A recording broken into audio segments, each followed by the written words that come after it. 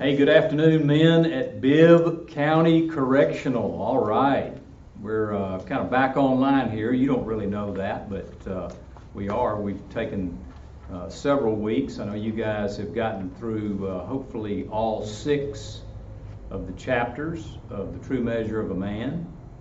You just heard from John Scott and Mike Clark with chapter 7, A Man's Contentment. And John Hall and I today are going to finish up the book with chapters 8 and 9. So we're delighted to be here, and we got a couple of surprises, ho ho ho, that you'll be receiving, we believe, in a couple of weeks. So anyway, hope you guys are doing well, learning a lot.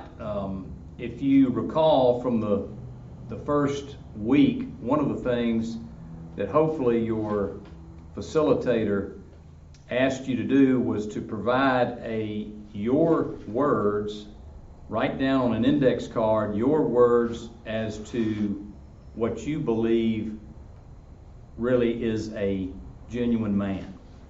And I made a promise to you that if you stuck with the program, that 8 weeks or 9 weeks from the beginning, that you would no longer be confused. So hopefully that'll be the case with all of you.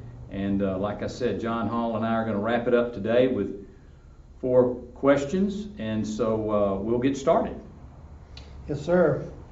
By the way, don't look all night long for chapter 9, because there really isn't one. It's got another name, but it's a powerful ending. It's great to see you guys again, so to speak. I hope this is working out for you. We really actually have learned to enjoy this, not like time with you, but just preparing and talking about what you might be, how you might be reacting, and we hope that it is a positive thing for everyone. Jimbo, physical pain, which would be something more like a broken arm, broken leg, is to our body what something like isolation or loneliness is to our soul. And that's a good way that you put it there. Describe what that means to you, that physical pain is different than pain to the soul. Yeah, I think this is, to me, this is one of the most neglected areas for most of us as men in our lives. We spend a lot of time on the appearance, our appearance, the external, as we all know from the story of the persona, which is exactly what that story is about. It's about the external. It's about how I can create in someone else's mind an image that hopefully will be favorable of myself, okay, despite my circumstances or my situation. And the reason why I like this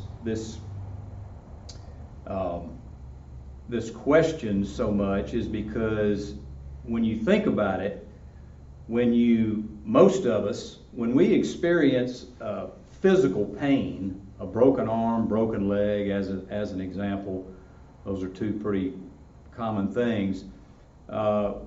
We don't wait around and address that problem.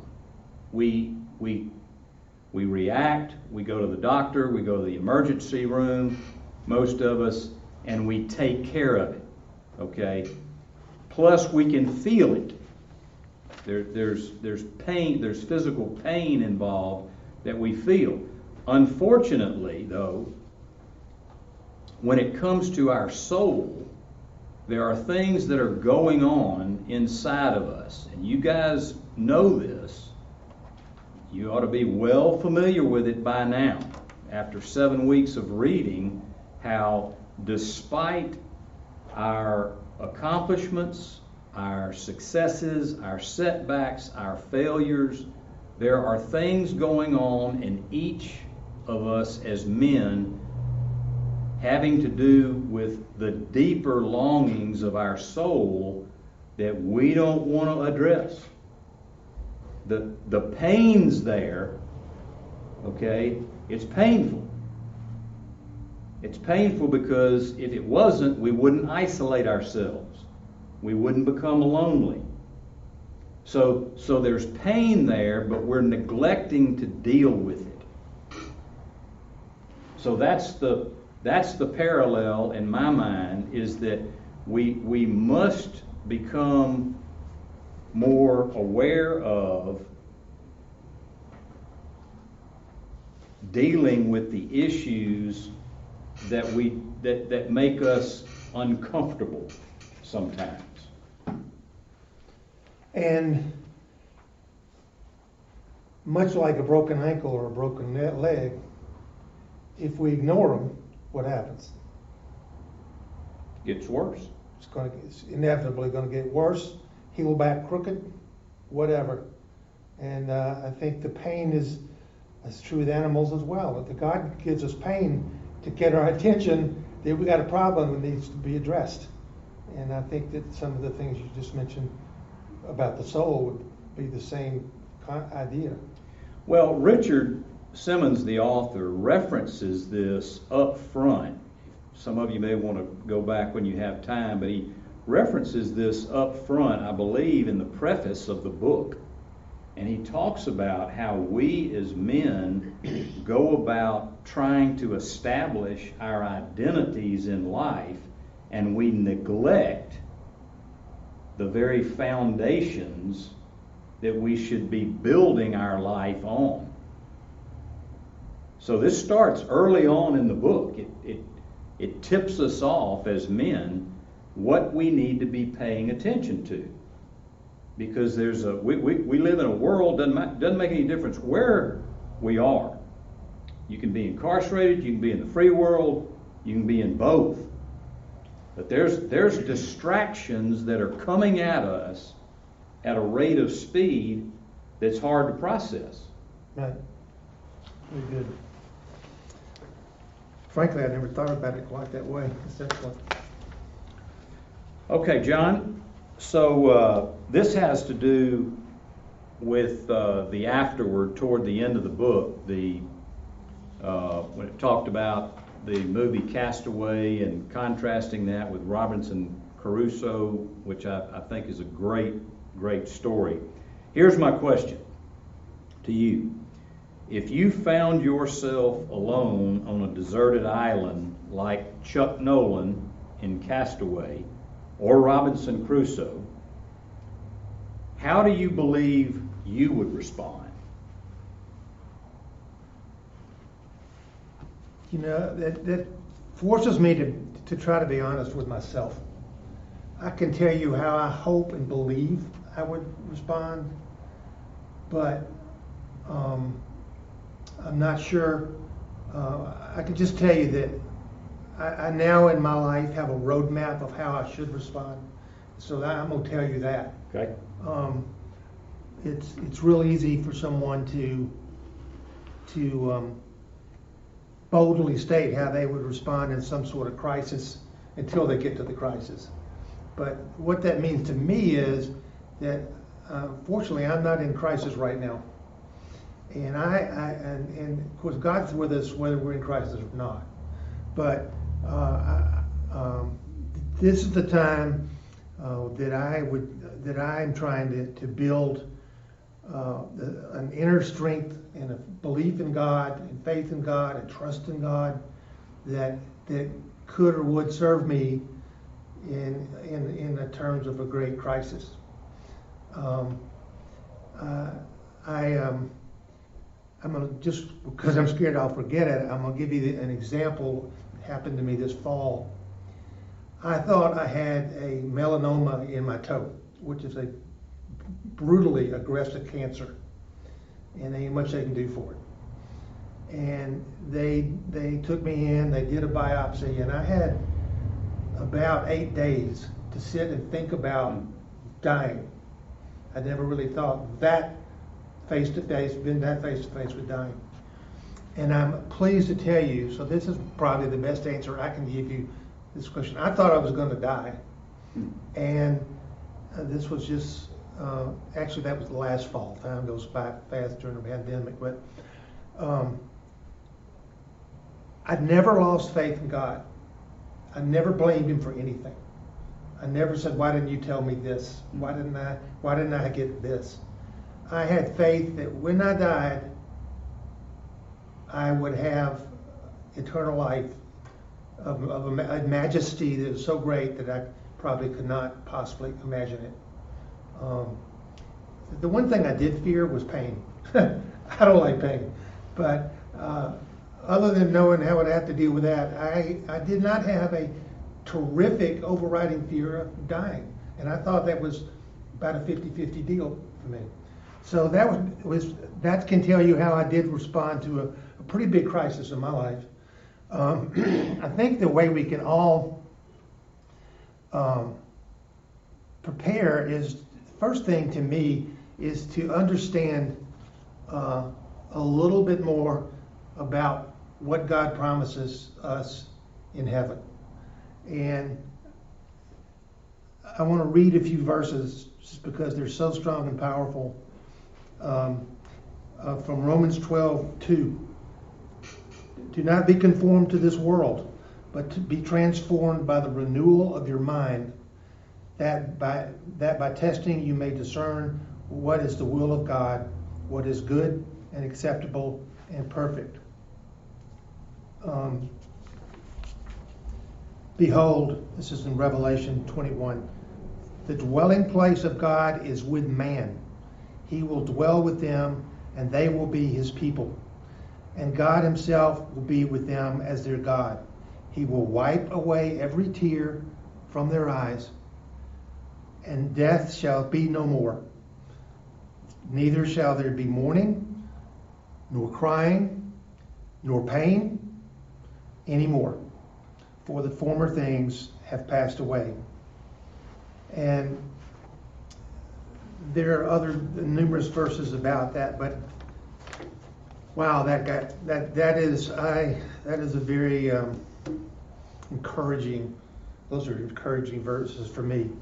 One way to prepare for an unforeseen crisis, or if you're in living a daily crisis, like I suspect being an inmate would be, often be, is to try to build a relationship with two things. First and foremost, Jesus. And I'm going to address that in a second. And secondly, in our book, in I think it's chapter 6 talks about it, a relationship with one or more other godly men. And I went a year or two ago and looked up relationship. What is a relationship? Especially one with Jesus. What could that mean? The Bible tells us a lot about it, but there's just some words that came out that I can't imagine would not apply to us and our relationship with Jesus, and that would not make life easier and better, especially in times of turmoil and trouble. Words like relationship involves trust, respect, loyalty, forgiveness, appreciation. This is you and Jesus, me and Jesus. Humor. I happen to believe that as long as we're respectful, that Jesus has a sense of humor. That addresses problems, sharing difficulty and pain with each other, sharing interest, sorrow, happiness, communication, honesty, emotional support. So when you hear some of us talk or you read about having a relationship with Jesus, don't think about saying, "Good morning, Jesus. Please hear my prayer today. Here's what I need." Think of a broader sense of what relationship is. And when you listen to those words I just mentioned, that would be to me a rich relationship. If you could talked about the good and the bad and the needs and the thankfulness and all of those things. And I think that a lot of people who, when they turn to their spiritual life, don't broaden it out to the rich level that it can be found. I would say that looking at the book, Crusoe at least had some belief in God. Nolan did not. Apparently that was shown when he buried the person, and he said, that's that. Crusoe, the story tells us Crusoe prayed, confessed, repented. And if you don't know what that means, repented means you confess your sin, but then you, to the very best of your ability, you promise yourself and your God that you will do what you possibly can not to do it again. I think we'd all probably agree that if we're honest about repenting, we often repent about the same things over and over again. But because sometimes our weaknesses are hard to get our hand around, and then you ask for forgiveness. And then the very, very important thing that Crusoe did was he said, I surrender my life to you. And that's a powerful statement and a powerful thing to do in your life, and that's what the Lord's looking for. And when you do that, you will receive God's strength and power, and those are the things that were done by Crusoe that enabled him to live 30 plus years on a desert island. And what God gave him was he learned to farm, he learned to do all kinds of things, gave him the ability to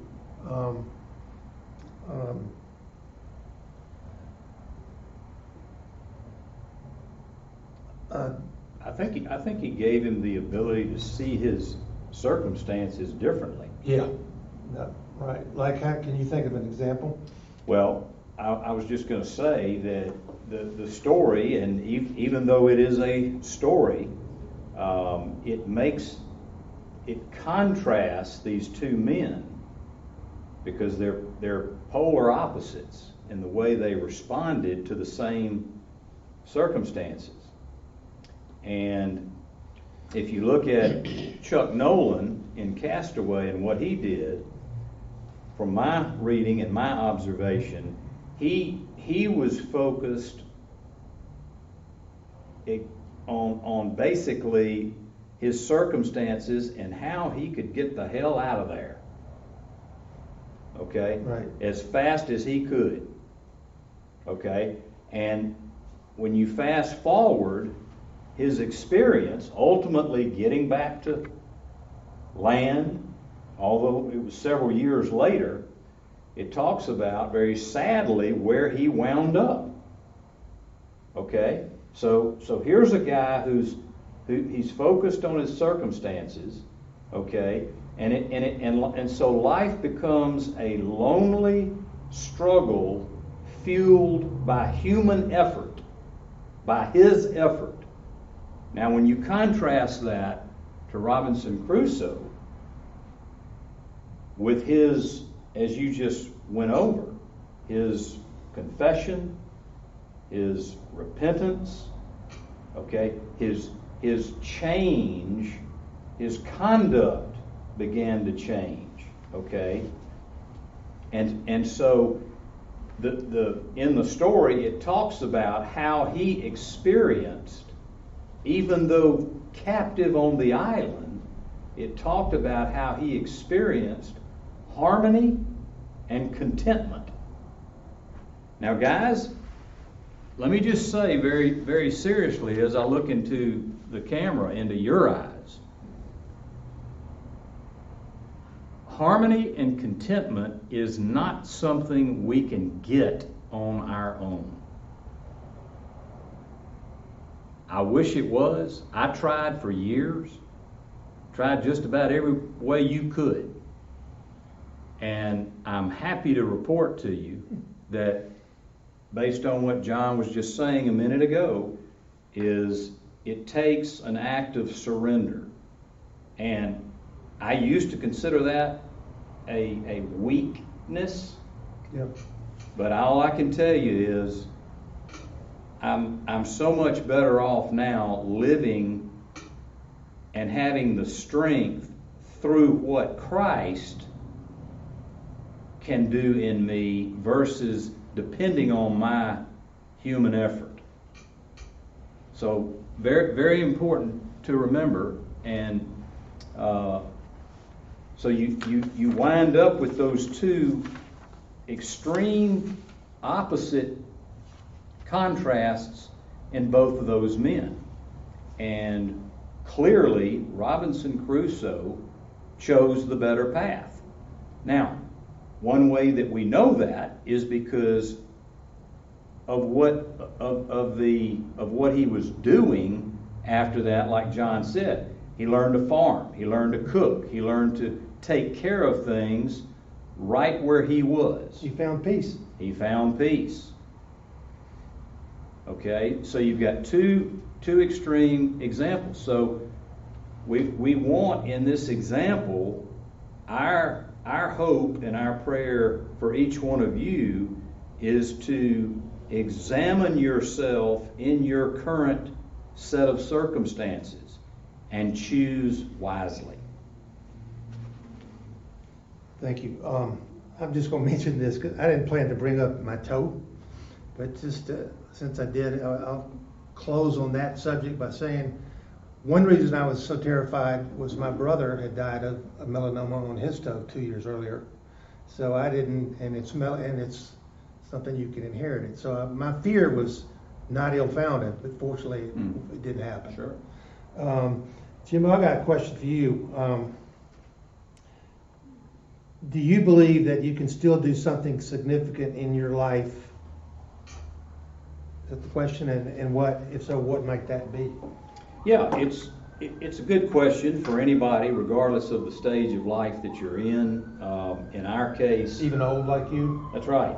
In our case, and with the men that we work with here at the center, which is all our focus is on men. It doesn't involve females, but right now we have more men that are either approaching retirement age, or they're already there, or they're actually a couple of years into it. And I will tell you that with few exceptions, here's the picture that they are verbalizing to us. And it's this: I'm not sure what I'm going to do with the rest of my life. Now, most of these guys, or certainly a lot of them, are educated. They're have the material means to do things, most about anything that they would like to do. And but they've now gotten to the ledge, if you will, Yep. in life, and they're looking back and they're going, I spent 40-something years building a career, and it's not delivering what I thought it was going to. Now, but that's most of us. That's most of us. The question is, once again, how are we going to respond to that? My answer, without hesitation, is absolutely. My life now, for the last 12 years, is controlled by God. It's not controlled by people or circumstances that are going to dictate who I am based on what I do. And so the only one that I'm accountable to is God, and I ask for His direction. And that's what I go by. So for the last 10 years, I've been discipling men, most of them in prison. Will that continue? Maybe it will, maybe it won't. But regardless of that, I don't personally subscribe to the term retirement. That's a man-made term. It's nowhere found in the Bible. So I think it's just a cultural thing that most guys tend to focus on. But there's so much work to be done. There are so many people that are hurting, that need help, that need to be served, and as long as that's the case, then I think everybody has the opportunity to participate in something significant. Thank you. All right. And by the way, I'm 69 years old, and I'm surrounded by people who have retired. And I was sitting by a judge at a meeting. I said, "Judge, what are you doing sitting in a little old meeting like this?" He said, "I retired too early." He said, "I have nothing to do." Yeah. And this guy could have done anything, but he was bored out of his mind. Yeah. Well, it's sadly the case, and all right, John. Here's my last question to you. Now that we're coming to the wrap up of this, so what, after all, is the true measure of a man? Well, every chapter of this book seems to address something relating to what it takes to be a man, a good man, a real man. But I think in the end, at the end of the last chapter, I would say that true measure of a man is knowing God's purpose in our life, and knowing that a person who knows their eternity will be with God in heaven. And as the book, I think chapter 6 tells us, it's living like Christ, or being like Christ-like. And the three words that the chapter points out and talks about, because they're very important to God, or they wouldn't be so heavily relied upon in certain parts of the Bible. One is character, one is love and/or positive relationships, and one is wisdom. And those are the three that were mentioned. I would put a fourth one in there, which to me is humility.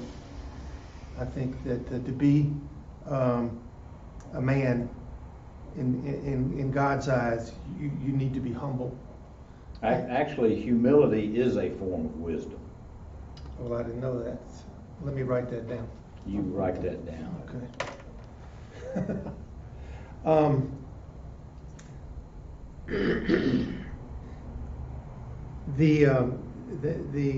The book of Romans, chapter 8, are mentioned to us in the book in a way that, to me, it really has rung true with a lot of the men I've discipled in small groups in the prison.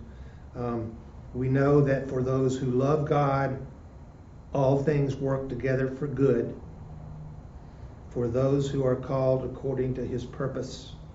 And that's chapter 28, Romans 8:29, to the image of God, which is telling me, be like Christ, and all he modeled in his years on this planet, and since then, really. Absolutely.